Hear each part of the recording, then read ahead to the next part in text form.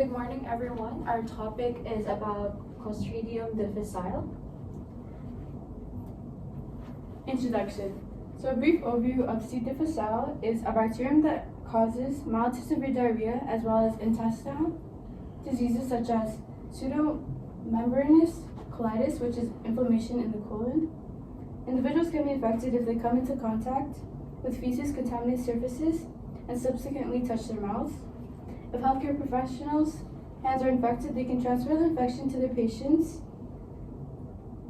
C. difficile is the most common cause of infectious diarrhea in Canadian hospitals and long-term care settings. The incubation period, water diarrhea, fever, lack of appetite, nausea, and abdominal discomfort and soreness are the most typical symptoms of C. difficile. According to research, illness can begin within 48 hours of contact and last for up to 3 months. So these pictures are an example of Clostridium difficile infection. This is a real-life image, and then this is a microscopic. So for PPE required, there's donning and donfin. For donning is putting on, so make sure we have to do proper hand hygiene and then wash our hands at least 20 seconds while using soap, because the C. difficile bacteria won't kill by using the hand sanitizer. And then later on we have to put on our gown and then wear our mask, a surgical mask if it's required. Later we have to put on our gloves.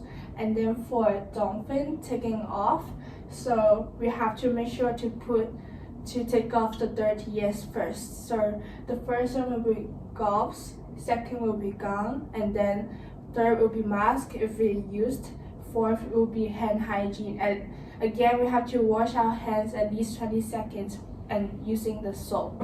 For infection control measures, for transporting patient to and from the room, we're going to use moisture-resistant mattress covers and replace when soiled with blood and body fluids, and at discharge or transfer. We're also going to replace the pillows and mattresses, wash the pillows and the protective covers when it's soiled. And the equipment we use is going to be PPE. PPE is going to be worn when caring for the patient with C. diff.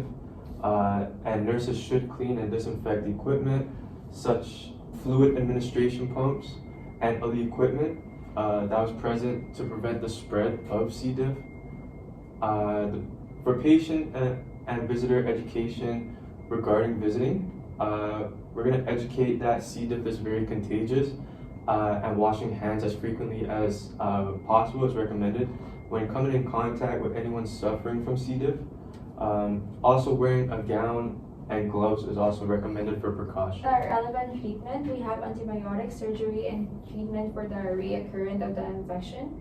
The two common antibiotics prescribed are vancomycin and fidaxomicin, which are antibiotics that target a numerous bacteria in the colon. Second one is surgery.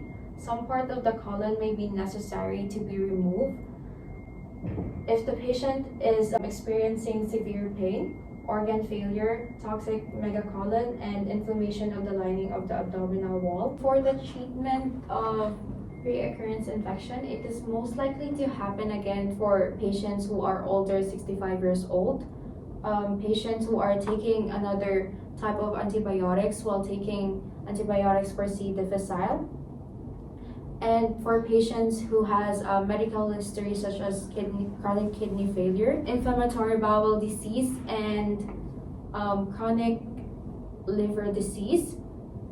So the first treatment would be antibiotics. Most healthcare provider or doctors would prescribe a new antibiotics than the previous one because bacteria tends to develop resistant to the previous one. Next is antibody-based therapy, also known as Simplava. It is an antibody that fights C. difficile toxins, and is shown to reduce the risk of reoccurrence. Next one is the FEMT, or also known as the fecal microbiota transplant. It is a risky transplant that need the patient's written consent, and Basically, this transplant is using the donor's stool, using specialized tubes to insert it to the patient's rectum or colon. Then the next one is probiotics, which is supplements or foods that have microorganisms to maintain good bacteria in the body. So there are 3 nursing diagnoses. First, fever, because C. difficile bacteria will secrete the tissue damage toxins in the large intestine, which is the colon, and then these toxins will destroy the cells and cause inflammation. Therefore, the destruction from this toxin will also cause watery diarrhea. And then it's important to notice that colon as a function of absorbing water. That's why if it's damaged, so the function will not function properly. That's why diarrhea will occur, as well as dehydration, because this C. difficile also will cause patients to lose their appetites as a result of dehydration. And then back to the diarrhea, how colon's function has been prevented, therefore dehydration will also occur. So there are 2 interventions. So the first one is hand hygiene. When encountering patients who have C. diff, we must be very wary with our hands, as the infection can be transferred through hands being soiled or dirty and contaminated.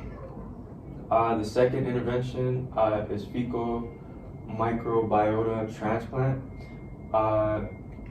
What it is almost adding good bacteria back into your intestines to restore healthy intestinal bacteria by placing another person's stool in your colon with specialized tubes inserted through your rectum.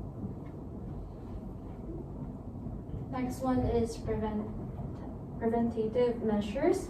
Number 1 is to avoid unnecessary use of antibiotics. But if a patient must use antibiotics, the patient can request a narrow spectrum antibiotics because it targets a limited number of bacteria and are less likely to affect the good ones. Next one is hand washing. Practice good hand hygiene before and after providing care. Next one is contact precautions. Wear proper PPE and have the patients that have C. difficile in a separate room. And the last one is thorough cleaning. All surfaces should be disinfected with products that contains chlorine bleach.